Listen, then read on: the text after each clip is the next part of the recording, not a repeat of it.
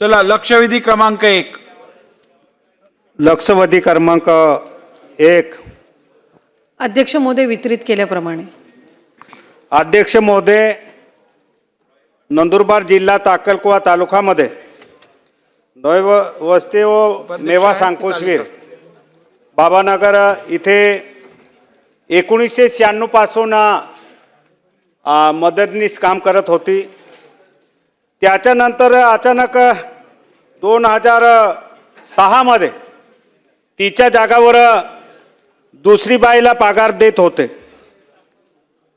या माझे अध्यक्ष महोदय, मंत्री महोदयांना विनंती आहे का जे ऑलरेडी नोकरीवर 50 रुपये रोजाने जे महिला काम करत असताना जेव्हा तिच्या पगारवाढ झाली आणि तेव्हा त्याच्या नावाने दुसरी बाई काम करत असताना शासनाच्या निदर्शन नाही आलं का?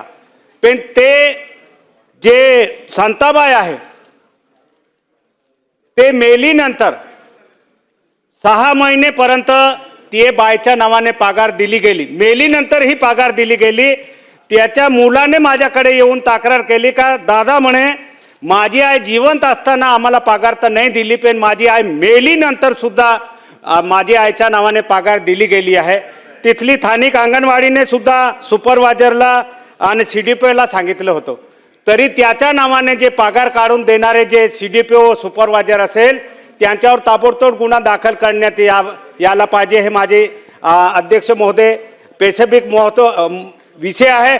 दुसरं, जेव्हा मी एक आमदार कलेक्टर व CO कडे जेव्हा एक आमदार तक्रार करतो आहे कसे अशी महिला आहे मेली आहे आणि त्याच्या नावाने दुसरी महिला पगार घेत आहे, तरी 2 महिने झाले तोपर्यंत ना COने ना कलेक्टरने त्याच्यावर लक्ष दिलं. कारण DPDCच्या मीटिंगमध्ये सुद्धा तो विषय झाला, तरी त्याच्यावर कोणती चौकशी केली नाही.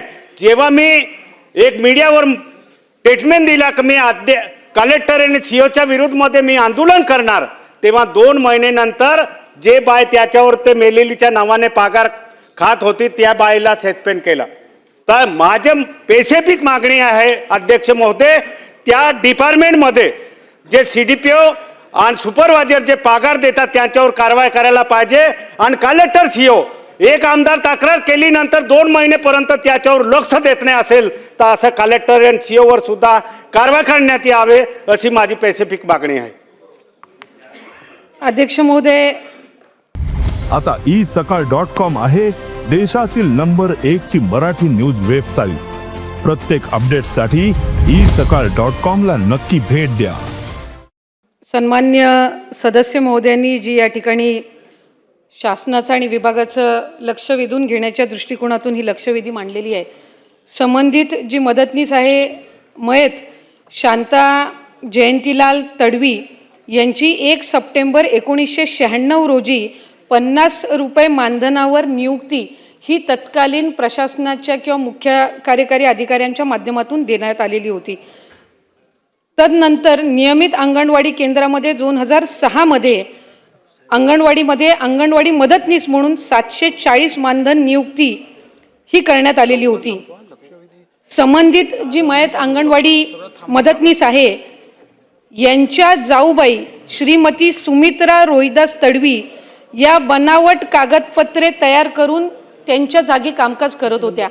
खरं तर अंगणवाडीची इमारत नसताना अंगणवाडी ही शांती जयंतीलाल तडवी यांच्याच घरात ती अंगणवाडी भरत होती आणि त्यांचीच जाऊबाई ही त्यांच्या नावाने खोटी कागदपत्र त्या ठिकाणी तयार करून तिथं कामकाज करत होत्या. आधार कार्ड, इतर जी काही शासकीय कागदपत्र असतात त्याच्यामध्ये सुद्धा सुमित्रा रोहिदास तडवी या ज्या आहेत त्यांनी बनावट कागदपत्रे करून पोषण आहार वाटप असेल आणि इतर ज्या अंगणवाडीच्या बाबी आहेत ह्या त्यांच्या माध्यमातून ते काम होत होतं. शांता जयंतीलाल तडवी यांची 11 ऑक्टोबर 2024 रोजी निधन झाले आणि शांता जयंतीलाल तडवी यांच्याऐवजी काम करत असल्या संदर्भामध्ये स्थानिक लोकप्रतिनिधी म्हणजे सन्मान्य आमदार महोदयांनी ज्या वेळेला त्या संदर्भातली तक्रार ही संबंधित जिल्ह्याच्या जिल्हाधिकारी आणि मुख्य कार्यकारी अधिकाऱ्यांकडे 21 फेब्रुवारी 2025 मध्ये केली, त्यावेळेला लगेचच 24 फेब्रुवारी 24/2/2025 मध्ये या संदर्भातली समिती ही सन्मान्य जिल्हाधिकाऱ्यांनी त्या ठिकाणी मुख्य कार्यकारी अधिकारी जिल्हा परिषदेच्या यांना सूचना देऊन त्या ठिकाणी स्थापन केली। तदनंतर या समितीचा अहवाल हा कागदपत्रांची तपासणी करून ही साधारणपणे 24/3/2025 मध्ये त्या ठिकाणी प्राप्त झाला आणि 20 मे रोजी या संदर्भातला FIR सुद्धा त्या ठिकाणी दाखल केलेला आहे। खरं तर आमदार महोदयांनी या ठिकाणी नमूद केल्याप्रमाणे ज्या कैलासवासीय शांती जयंतीलाल तडवी आहेत यांच्या सुपुत्रांनीच आमदार महोदयांकडे त्या संदर्भातली तक्रार केली, पण त्यांच्याच नातेवाईक सुमित्रा रोहिदास तडवी ह्या त्याच घरातल्या ह्या बनावट कागदपत्र त्या ठिकाणी सादर करून इतके वर्ष काम करत होत्या। खऱ्या अर्थानं आम्ही सुपरवायझरकडनं सुद्धा त्या संदर्भातली ज्या वेळेला चौकशी केली त्यावेळेला स्थानिक गावातले लोकप्रतिनिधी किंवा तिथल्या अंगणवाडी सेविका किंवा इतर गाव या संबंधित घरातल्या नातेवाईकांनी सुद्धा कधीही 20-25 वर्षामध्ये त्या संदर्भातला उल्लेख केला नाही। पण ज्या वेळेला दुर्दैवी निधन शांती तडवी यांचं झालं त्यावेळेला त्या संदर्भातली तक्रार ही त्यांच्या कुटुंबातल्या व्यक्तींनी आमदार महोदयांकडे केली आणि त्या संदर्भातली माहिती त्यांनी आता या ठिकाणी सभागृहामध्ये दिलेली आहे। पण तरीसुद्धा सन्मान्य आमदार महोदयांनी निवेदनाद्वारे जी काही तक्रार त्या ठिकाणी केली होती त्यानुसार 20 मे रोजी FIR त्या ठिकाणी दाखल केलेला आहे आणि या संबंधामध्ये कडक कारवाई ही त्या ठिकाणी निश्चितपणाने अध्यक्ष महोदय केली जाईल। सन्माननीय सुरेश धस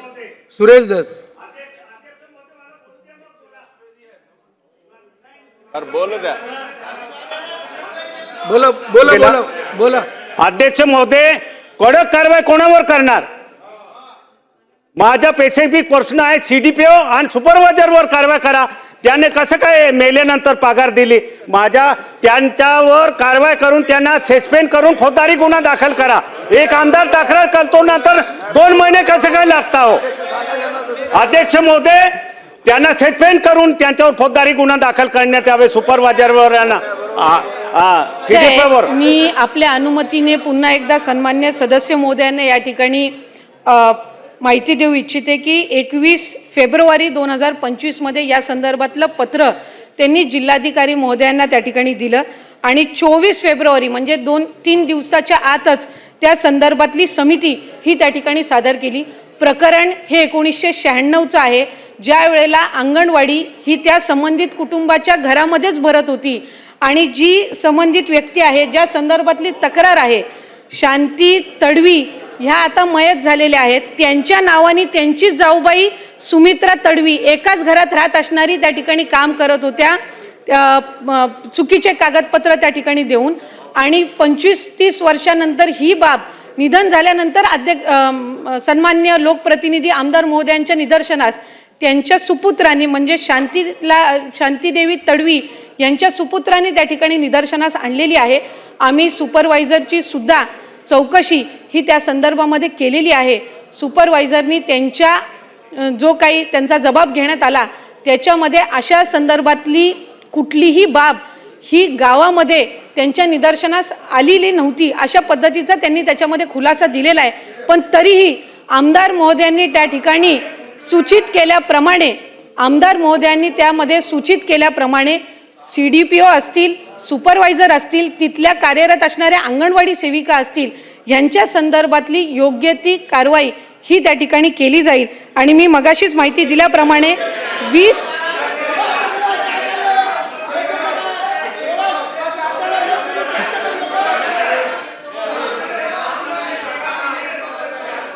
सन्मान्य अध्यक्ष महोदय, मला पुन्हा एकदा सभागृहातल्या सदस्यांच्या निदर्शनास आणून द्यायचंय की या बाबीमध्ये एकाच कुटुंबातल्या शांती तडवी या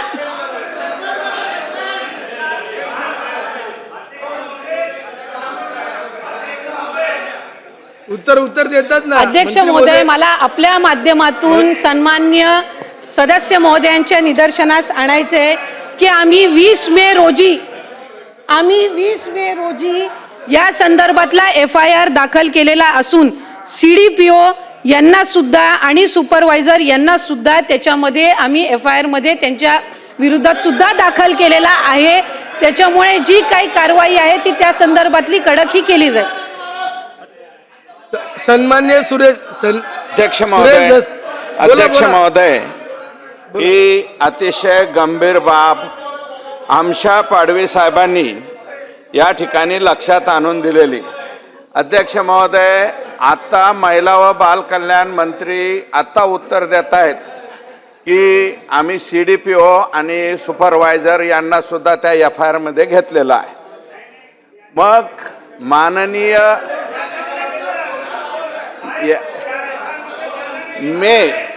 फेब्रुवारी महिन्यामध्ये विधानसभा सदस्य यांनी तक्रार केलेली आहे.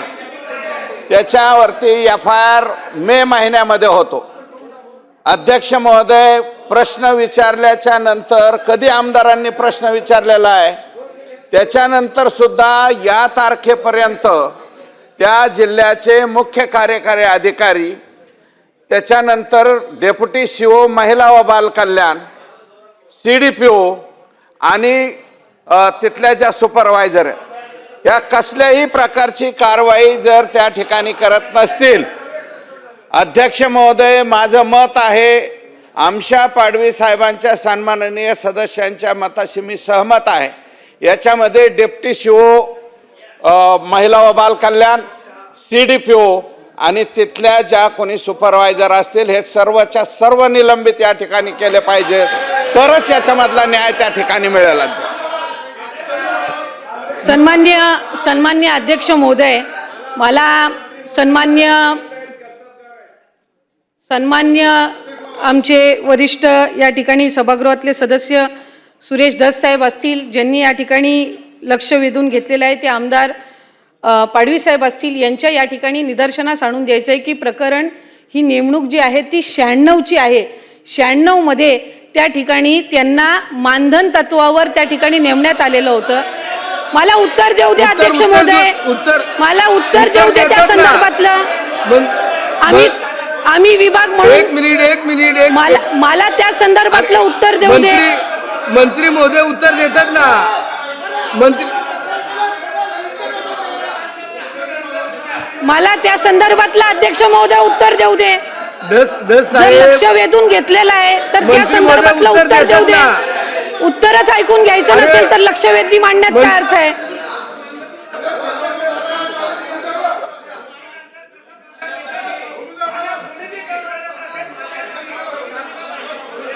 मंत्री महोदय उत्तर देतात. अध्यक्ष महोदय, संबंधित प्रकरण हे एकाच कुटुंबातलं आहे. शांती तडवी ज्या आहेत एकाच घरामध्ये ती अंगणवाडी सुरू होती. आम्ही त्या संदर्भातली त्या ठिकाणी चौकशी केलेली आहे, FIR दाखल केलेला आहे. संबंधित CDPO आणि सुपरवायझर यांच्यामध्ये जर चौकशीच्या अहवालामध्ये ते दोषी आढळले तर त्यांचं सस्पेन्शन सुद्धा केलं जाईल. उत्तर देतात. एकानी कुणीतरी विचारा. अध्यक्ष महाराज, सन्मान्य सदस्याला विनंती आहे, एकानी प्रश्न विचारा, एकानी मंत्री महोदय उत्तर देतात. एकानी प्रश्न विचारा. आमदार तक्रार केला, पगार निघाला मेलेल्या माणसाचा. मंत्री महोदय अरे काय चाल, अरे चौकशी सस्पेंड करा, चौकशी होईपर्यंत. महोदय,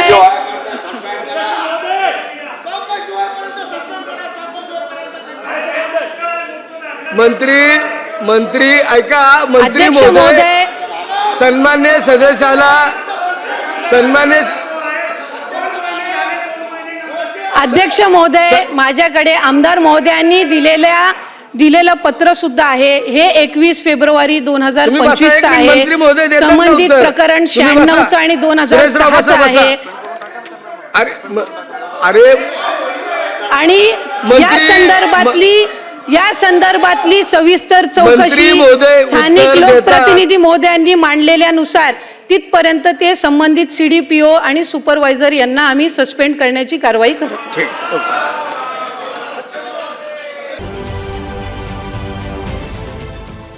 देश विदेशातील प्रत्येक घडामोडींचे लाईव्ह अपडेट मिळवण्यासाठी आता साम टीव्हीच्या सर्व सोशल मीडिया प्लॅटफॉर्मला लाईक, फॉलो आणि सबस्क्राईब करा. तसंच सर्व नोटिफिकेशनसाठी बेल आयकॉन प्रेस करायला विसरू नका.